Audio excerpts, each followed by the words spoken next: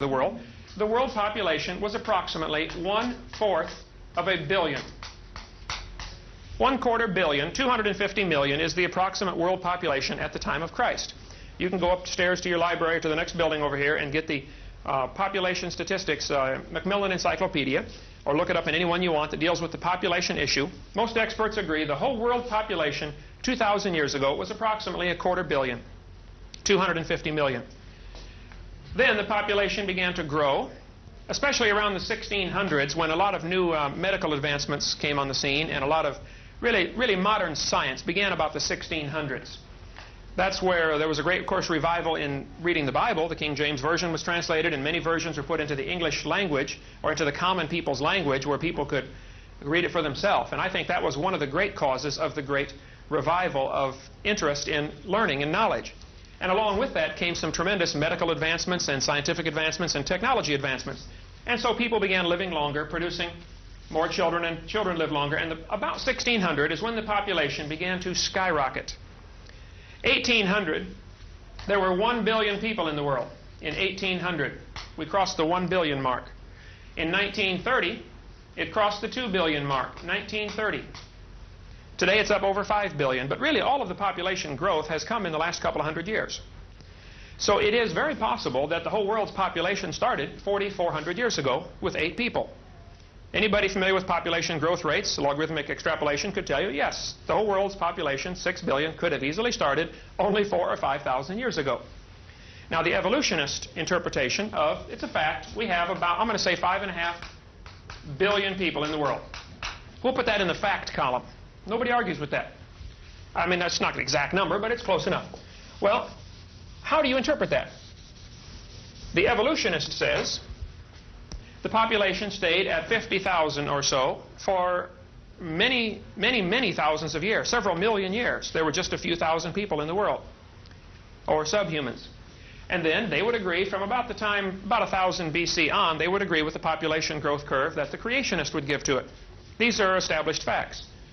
But the evolutionist has this line going along at 30 or 40, 50,000 for 3 million years.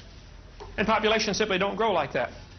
They're just an automatic blast off, just like putting money in the bank. Once you reach a certain number of dollars in the bank, the compounded interest starts to take over. So the creationist interpretation is no problem. The fact that we have 5.5 billion really fits fine into the biblical chronology of starting 4,400 years ago with 8 people getting off an ark. The evolutionist would also say no problem, but he would have to say that this population was steady for millions of years. So if you look at the facts, neither one it can be discounted based on the fact that we have a population. If you're willing to admit a worldwide flood in Noah's day, then the formation of Grand Canyon and Carlsbad Caverns and the Snake River Valley and all those canyon formations are really no problem for the creationist. If a teacher says, well, millions of years ago, the first question ought to come into your mind is, excuse me, were you there? You know, do you know it's millions or billions of years old? Time is something, I mean, it's gone, okay? It's historical. We can't really have scientific data. We must have historical data. And it becomes a very different way to interpret it. I believe when God created the heavens and the earth, everything, about 6,000 or 7,000 years ago, everything was very perfect. Perfect world, completely done. Poof, he spoke and it was done in 6 literal 24-hour days. And during that time, everything lived together, including the dinosaurs. Dinosaurs lived with man. They were just big, friendly lizards in the Garden of Eden. See, the unusual thing about lizards, if you've had your biology classes, you know that lizards and many reptiles never stop growing. They never stop. When I moved into my house across the street from Pensacola Christian High School 2 years ago, I was going around meeting all my neighbors, knocking on doors, finding out who the neighbors were, and like everybody ought to do in the neighborhood, be friendly, you know. And I knocked on this house 6 doors down from my house, and the guy said, "Come on in."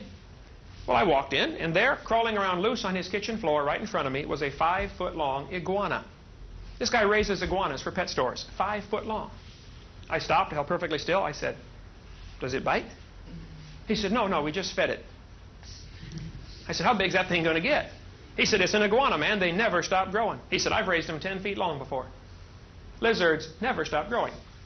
So the creationist would say dinosaurs lived in the pre-flood era for about 1,600 years. They were just simply giant lizards. The Bible teaches, and of course it's not scientifically provable because it's gone now, The Bible teaches that the original earth, when God first made it, had a canopy of water above the atmosphere. The air that we're breathing today has about 6 layers to it: troposphere, mesosphere, thermosphere, exosphere, ionosphere. There used to be a 7th layer, according to Scripture. The 7th layer was a layer of water above the atmosphere. Made some kind of cloud cover. Venus has a dense cloud cover. Jupiter has a dense cloud cover. The Earth apparently had a dense, I don't know about dense, but had some kind of water above the atmosphere, which would do several things. It would filter out the harmful effects of the sun. Most of the aging process is caused by the sun, especially ultraviolet light and X-rays that are destroying your body, and your body has to constantly battle against those damaging effects of the sunlight. The original creation did not have that. According to Scripture, they were protected by a canopy of water, which many creationists think would have increased air pressure. It's interesting, some of the articles out now about what happened to the dinosaurs. International Falls, Minnesota, the Daily Journal. New theory: lack of oxygen killed the dinosaurs, from the Boston Associated Press. Studies of dinosaurs indicate they had very small lungs compared to their body size. Also, they had very small nostrils. The nostrils of a brachiosaurus were about the same size as those in a horse. So how's a critter that big, 150 feet now is the world's record, how's he going to get enough oxygen to survive? Well, in today's atmosphere, a 150-foot dinosaur could not survive.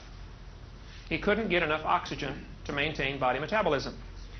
But if the pre-flood scenario is correct, that before the flood there was a canopy of water, this would increase air pressure, meaning every time you take a breath, you get twice the oxygen.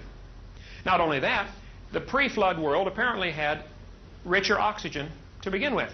They drill into the ancient samples of amber and find air bubbles in there. Trapped amber, or amber that traps air bubbles, when you analyze the air bubbles, this is from Time Magazine, 1987, page 82, also Science Magazine, 1987, November, page 890, tells about the sampling of the air found in amber. It indicates 50% more oxygen than we had today. So instead of 20% oxygen, they had 30% oxygen. Well, these are a couple of scientific facts that really would fit fine with the creationist worldview. The original Earth had a little richer oxygen and higher pressure. The strange thing about high pressure gases is when you take a breath, you get twice the oxygen per lungful. And your healing process is much faster. Many major hospitals today are putting in what's called hyperbaric chambers. Little Jessica McClure, the girl in Texas that fell down in the well, remember that in 1987? Her foot was twisted around and stuck in her face as she was down inside of a 12-inch pipe for over 2 days, 58.5 hours. When they got her out, her foot was completely black and part of her leg was black from lack of circulation. They were going to cut her foot off, but one of the doctors suggested that they try her in a hyperbaric chamber. They put Jessica in a big steel chamber, pumped it up full of pure oxygen, and put it up to 30 pounds per square inch. Today you're breathing about 14.7 pounds per square inch atmospheric pressure. At 30 pounds per square inch, Jessica's foot began to turn pink within a few hours. It forced oxygen into the tissue. And they finally had to cut off the tip of her little toe. That's the only thing that wouldn't respond. She would have lost her whole foot. And many major hospitals are getting these hyperbaric chambers because they are learning that high-pressure oxygen causes the healing process to go many times faster than normal. A lot of burn patients are put in hyperbaric chambers these days because they heal so much faster. The Bible account would indicate that the whole world had these conditions. And so in pre-flood conditions, the people actually lived over 900 years. And there are many accounts, besides the Bible, many ancient accounts in literature that tell of a time when ancient people lived many, many hundreds of years. And that certainly is biologically possible. If you could alter not only the atmosphere that you're breathing, but also the plants would be getting more, better growth rate and have more nutrition to the plants. The people, apparently, according to Scripture at least, lived over 900 years. Here is a chart that I made of the length of the people's lifespans. Adam, for instance, every notch is 100 years here. Adam, according to Scripture, lived over 900 years. His son Seth lived over 900 years. Right here, this black line going down is the flood, 1,600 years later. These are straight from the dates given in the Bible. The people